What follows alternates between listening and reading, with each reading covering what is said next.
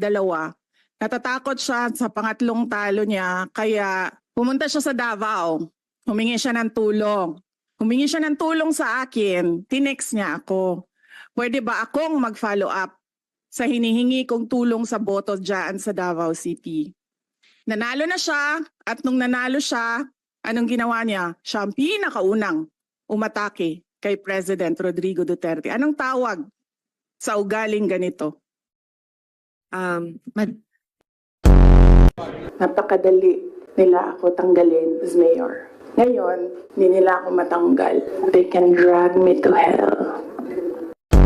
Ang papa niyo po ang naggawa ng desisyon against all Filipinos na may libing si Marcos Sr. sa libigan ng mga bayani. Ano na po ang nangyari ngayon?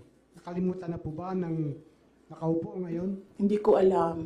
Pero isang beses sinabihan ko talaga si Senator Amy. Sabi ko sa kanya, kung hindi kayo tumigil, huhukayin ko yung tatay ninyo. Itatapon ko siya sa West Philippine Sea. Nandun pa yun sa group chat. Merong mga nakakita. Is this part ba of what you said earlier? Let's stick to the plan. BBM or Martin Romualdez? No. Okay. No, I will not attend the SONA. I am appointing myself as the designated survivor. They have never seen a politician who has nothing to lose na IDGAF.